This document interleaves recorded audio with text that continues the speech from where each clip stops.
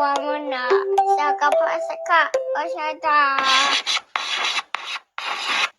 Shalom, Shemay Chabadiyao. That means hello. My name is Chabadiyao.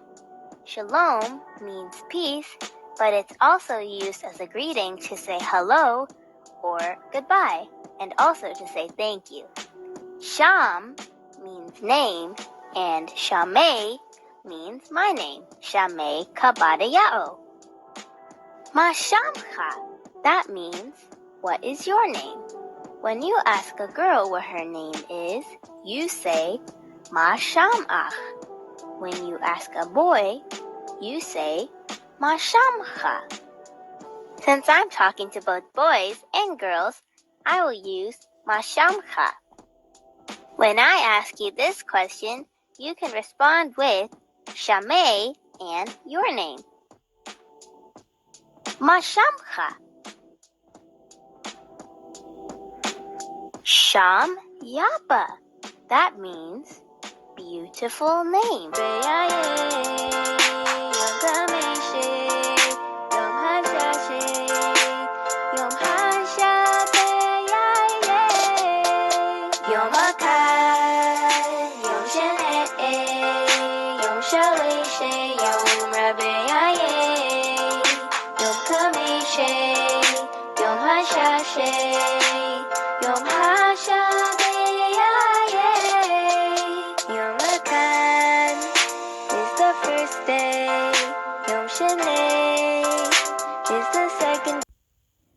Vayomer, Hachi Karashamo Yaakov, Vayakaveni ze Paamam et Bachorati Lakach, Vahine Ata Lakach Birchati, Vayomar, Halo Atsaltali Beracha. Vayomer, Hachi Karashamo Yaakov, Vayakaveni ze Pa'amayim et Bachorati Lakach Wahine Ata Lakach Birchati Vayomar Halo Atsalta Li Barakah.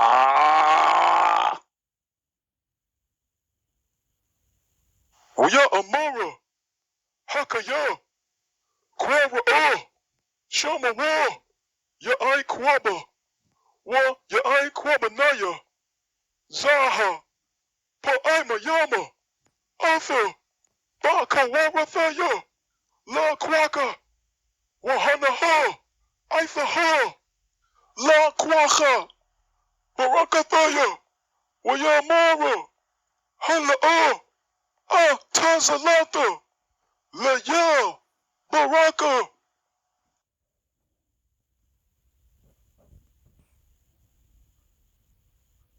Waya Amar, Hacheka Shamo Yaokab, Wayakab Neza Pai Mem, Ath Bachorate Lakach, Wahana, Rata Lakach Barachate, Waya Amar, Hala Atzaltale Baracha. I don't do this out of pride, although it may seem that way. A very significant role in the end times, and that really is the conclusion, and that we agree. Knowledge is increasing in these days, and we place no fault on anyone representing views just as we did previously and expressed ourselves even. Our videos, no doubt, espouse things knowledge-wise that we did not know. 2 and 5 and 10, and certainly Kurdistan and Isaiah pinpoints a portion of Africa as well even. We'll vet that further a little later in the series, and we will prove that notion out for you, and you can decide for yourselves. Right now, we are completing our videos, literally identifying areas of the Philippines in which lost tribes landed and settled. And yes, we have found abundant support for this in multiple areas, as you will see. But no more important than what you are about to see. It took some time, but we have been able to decode the Butuan ivory seal. And we move this up in order because we just can't hold this back any further. We are not linguists, nor do we care to be. But you will find no linguist is necessary in this case, because come along with us and we'll interpret this together. In Libertad, Butuan, probably said it wrong, the same barangay where 9 barangay boats, which we already covered as long as 80 feet, were unearthed, the Butuan ivory seal was found. An ivory seal, stamp seal, associated with a shell, midden dated 9th to 12th century, was found in Libertad, Butuan City in Agusan del Norte, southern Philippines, Mindanao. Inscribed on the seal is the word Batban. Well, we'll test that. In stylized Kavi. The script has a similarity to the Tagalog script. Well, the script does, but the word actually will show you it doesn't actually say that, according to scholars. Butban was presumed to stand for Butuan or Butuan, either way, since the letters B and W were frequently interchanged. Sounds sensible, but actually scholars have changed their minds on that. This is a Wikipedia reference, which is based on older information, and all of them are trying to read it, but they're doing it in the wrong language. Dated 1002 AD, the seal could have been used for documentation in trading, certainly. So, we know this is well after the arrival of the lost tribes, which was in around 600 BC, right? So a long time after. The photos you see on the right side of this slide are actual photographs of the Butuan ivory seal. From Babinka, which is really good, by the way. If you haven't tried it, you gotta try it. They should sell that in America. Anyway, babayan.com, that's the script of the ancient Philippines. Hector Santos, who has attempted to access the seal physically, but it seemed to be traveling around and inaccessible at the time of his writing this article, says, could the seal have employed 2 different scripts in use then? Postma, now this is the professor, he's saying that actually I believe has the seal, but anyway, the professor that is postulating a theory that the seal says something or doesn't. Okay, now maintains, so he's changed his mind, or changed the mind of what other scholars had said before, that the main symbols could read as Ibutban, distorted, or even as Natban or Pnatban. Again, probably murdered all those, sorry. So allow us to clarify, they don't know what it says. That's pretty much what they're saying. Why is this so elusive on them? You can see 5 symbols, 3 in a row in the middle, and 2 above that just to the right. We do not enter this with the mindset that the letters spell anything, because each Hebrew letter, even in modern times, can actually stand on its own as a word with a meaning, multiple meanings many times. This is one of those beauties of using Hebrew on a seal like this.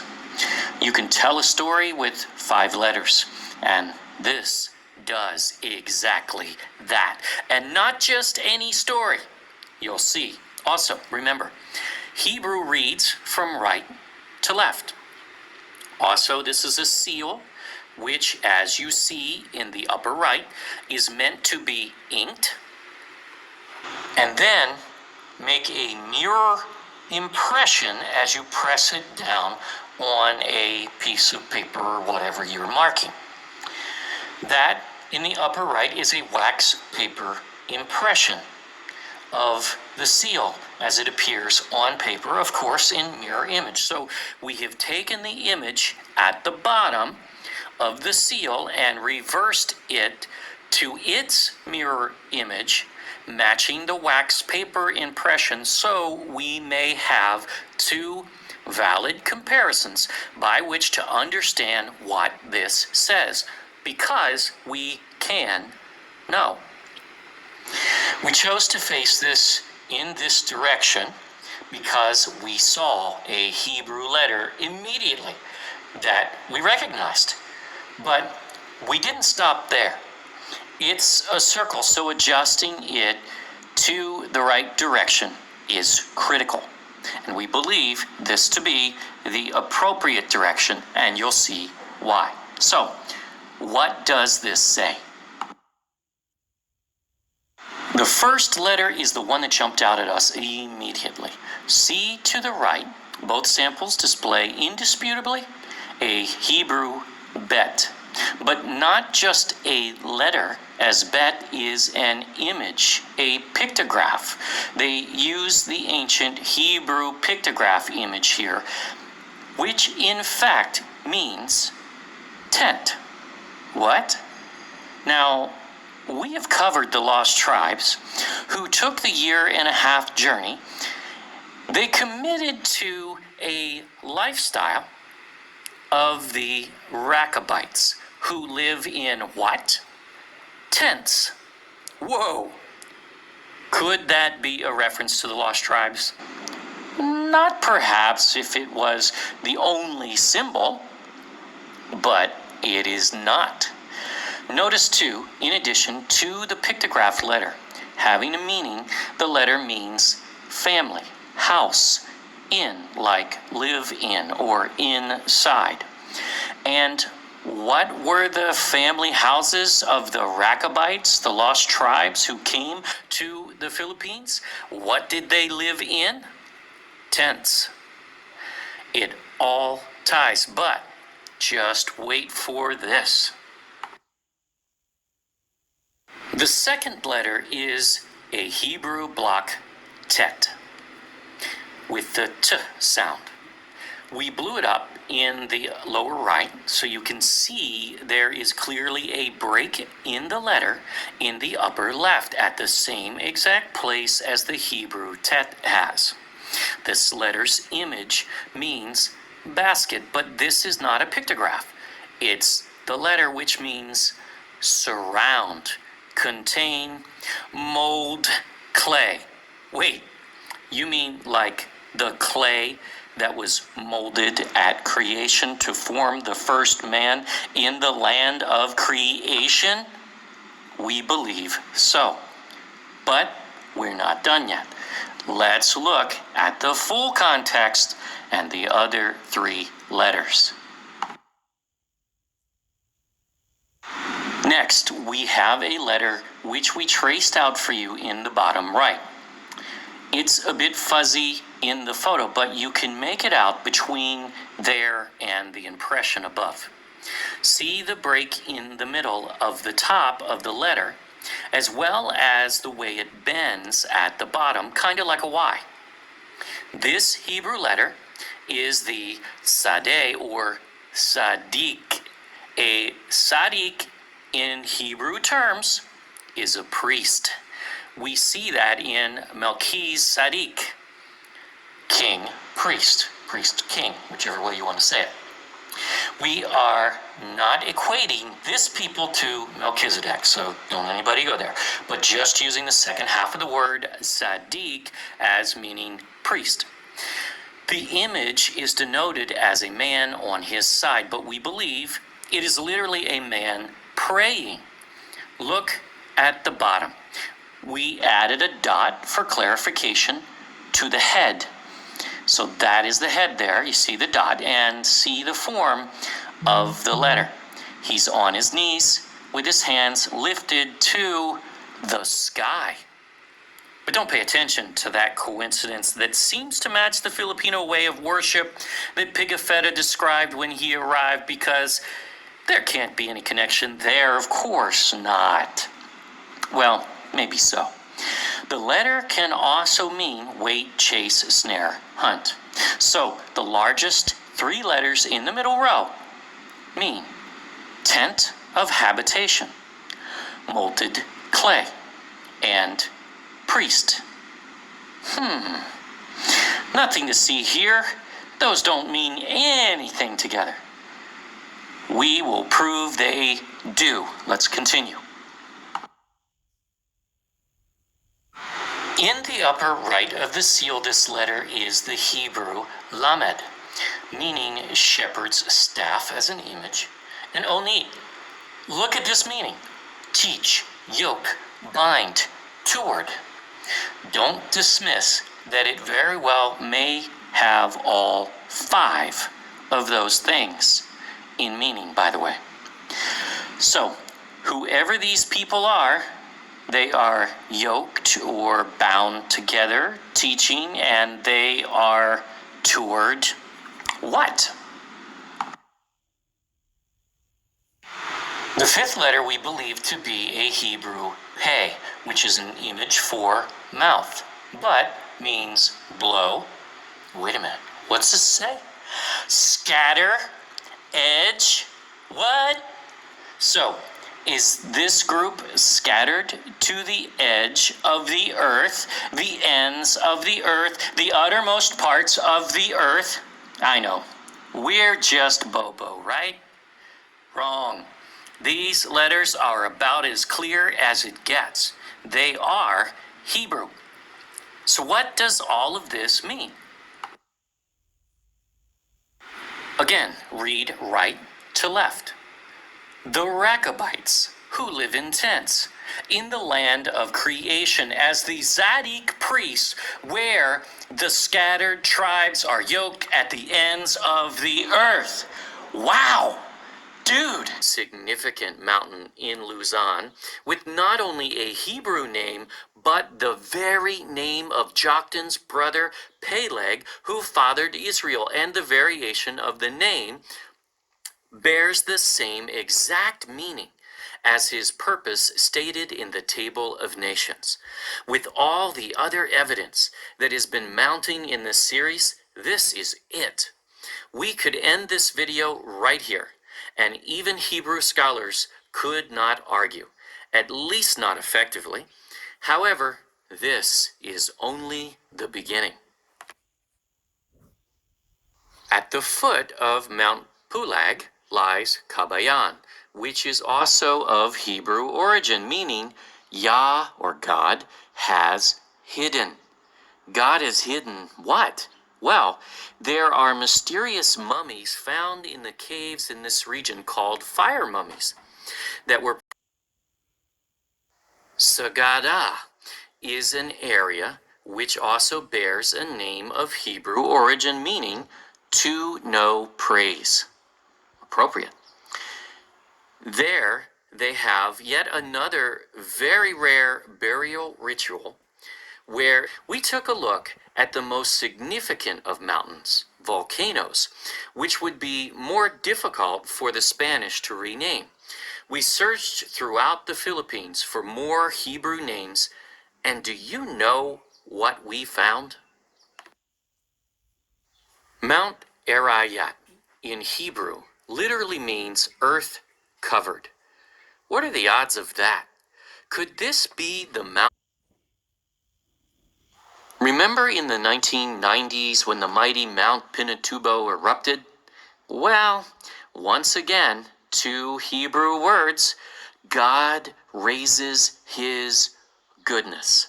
Wow. Or how about Mount Kabuyao, great house of the Creator God?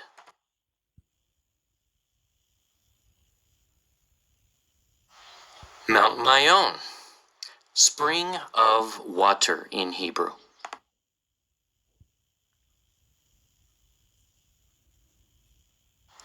Ta'al, volcano and lake, called out for a specific purpose. Is anyone else noticing a pattern here? Not only are these Hebrew words, but many refer to God and even make sense. Calculate the odds of that. Then show us another country on earth that has such. Certainly not Ethiopia, Yemen, or any of the other places claiming to be Ophir, Tarshish, or Sheba. But this next one is going to blow your mind. Mount Kabalion is known as the Hidden Mountain today. Did you know the Hebrew definition of these two words is greatly hidden? That's an impossible coincidence. Again, this is enough evidence already to call it a day, but we are nowhere near done. Mount Banahao, built by Creator God. Coincidence? How about one that ties directly to Solomon's temple? Yep, we got that too. Mount Matutum. Matu means to totter, shake, slide. No volcano would ever do that, right? Tum is the Hebrew plural of tom, meaning perfections or jewels. But not just any jewels. No, one of the epithets, jewels, of the objects in the high priest's breastplate as an emblem of complete truth. Tumim? Wow! Wait a minute. So there's a mountain actually named for the jewels worn by the high priest of Solomon's temple? An emblem of complete truth? Is this the actual location where the jewels came from for the breastplate of the high priest? Statistically, this is impossible as chance. There is only one way all of this ties together this well. God put it there for us to find. This is how the Bible works when you are seeking truth. We are not stretching definitions that might possibly fit here. This is an exact match to the search for Solomon's gold, including a mountain bearing Peleg's very name. One citing the flood, several expressing God's goodness in his creation, one that bears the same meaning in Hebrew as has been given to it in modern times. No, this is not a possibility of chance whatsoever. The ancestors of this land are speaking to us, and their names for these mountains have survived, but we're still not done.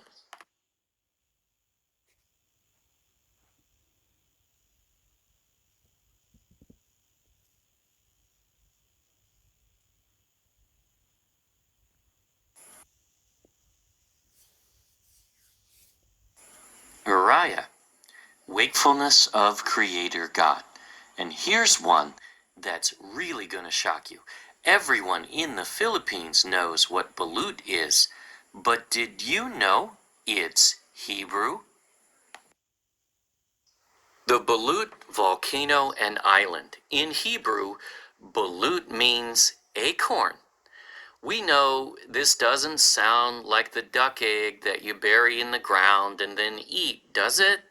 Well, unless you consider that this is the exact same process that a squirrel uses to bury an acorn. If you haven't tried balut, well, we wouldn't know because we're too chicken to eat it. But maybe someday. Okay, we have exhausted the volcanoes for the most part, but remember, we mentioned that the Spanish attempted to rename some areas unsuccessfully. Here is a map of Luzon Island, in which the Spanish called it Luzon. If you remember, this is a variant spelling of Lucos, referring to the Phoenicians that Solomon sent to trade there. In 1571, it's simply Luzon. But in 1734 and 1785, the maps attempt to rename it unsuccessfully as Nueva Castilla. Never took, though. In fact, everyone assumes that Isabella province is named for Queen Isabella. But would a Spanish cartographer actually get away with misspelling the Queen's name with only one L without losing his head? Or is this the actual Isabella of Hebrew origin, according to Wikipedia? We don't know, but it's certainly worth questioning. Just as the Gold Region and River, Abra. Wikipedia tells us it's of Spanish origin. Maybe, but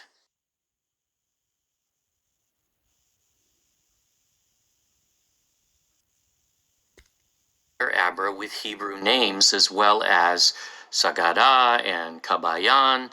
But did you know that Apayao, Cagayan, Ifugao, and possibly even Isabella yield Hebrew names as well? And could Ilocos be a variant of the Lucos or the Phoenicians who traded in the coastal areas of the northern coast of Luzon? Could be. But Ifugao is of special note. In Hebrew, it means son of the honored one.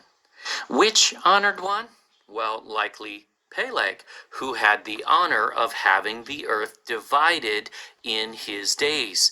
Maybe explored, and well, the Igorot people who live in Ifugao and surrounding areas are a mystery. Igorot is a Hebrew word meaning letters. We do not know a certain application for this meaning in this case, but their language has been likened to that of Hebrew and even their law ranks fairly with Hebrew law. The purpose of this video is not to prove the Igorots or other tribes are Hebrew, but we are seeking Hebrew words, and we have already found many. There is another people worth noting, however.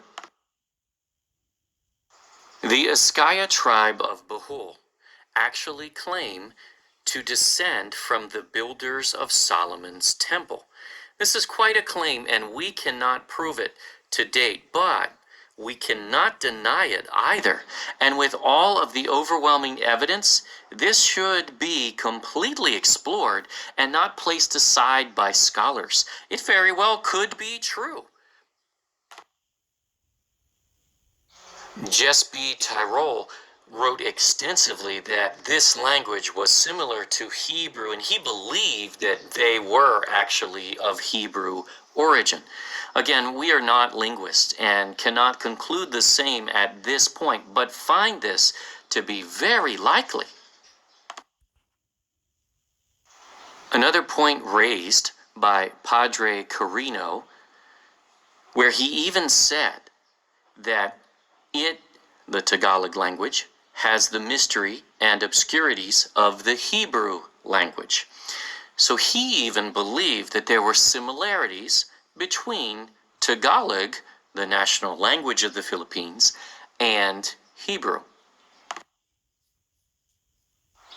Stephen Levinson, a linguist, wrote, at the end of the workshop, one mother tongue translator remarked that had he known of the parallels between Philippine languages and biblical Hebrew, he would have found the learning of the latter, Hebrew, much easier. His remark led me to raise the matter with a couple of seminary professors who teach Hebrew in Manila. Are these professors ignoring all this evidence? Have you ever heard the things we have covered in this series before?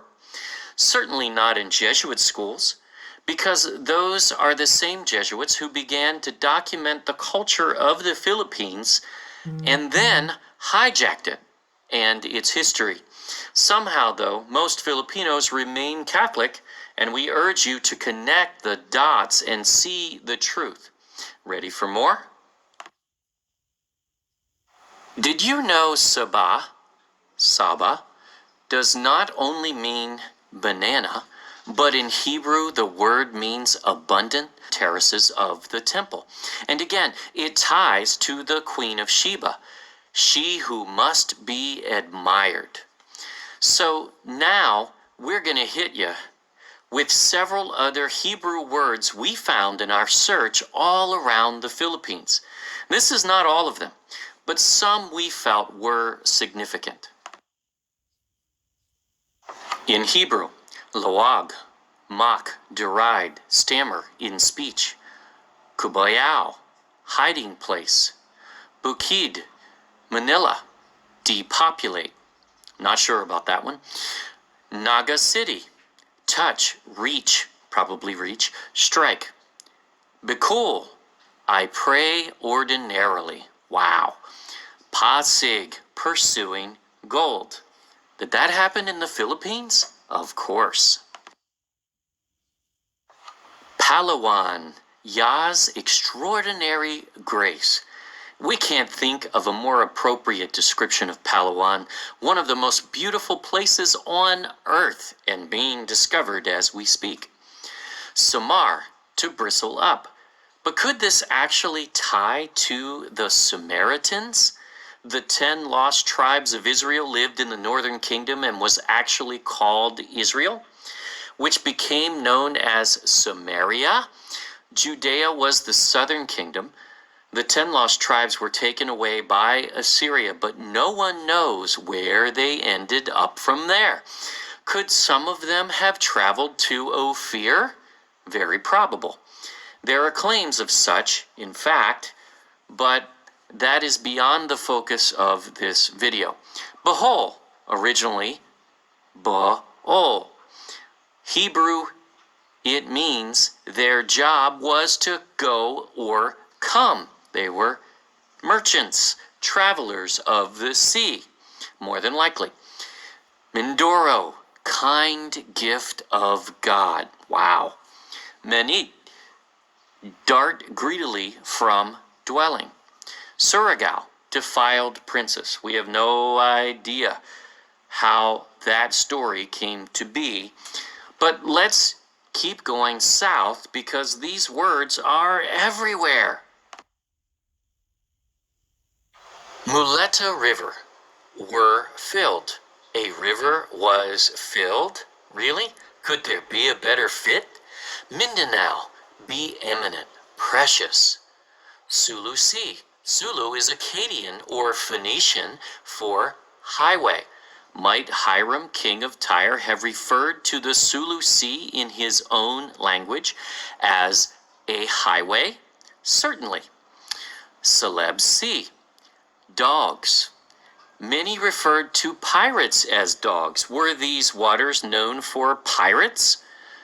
Masara in Compostela, gold territory, means deliver. Yet another match to another gold region. Cagayan de Oro. Of course, this one must be Spanish, right? Or does the Hebrew meaning, mountain of the feast of Yah, make sense as well? But this is the most significant of all.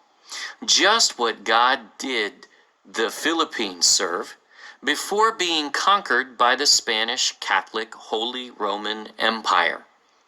A pagan one, as we are told? What did the Spanish historians observe when they arrived?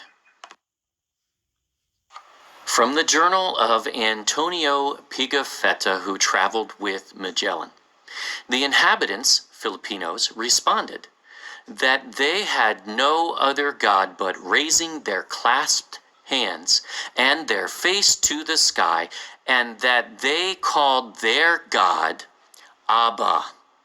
Abba? Who is Abba?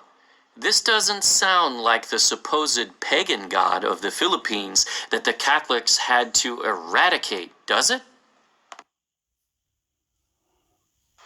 Nope. Abba is Aramaic for my father.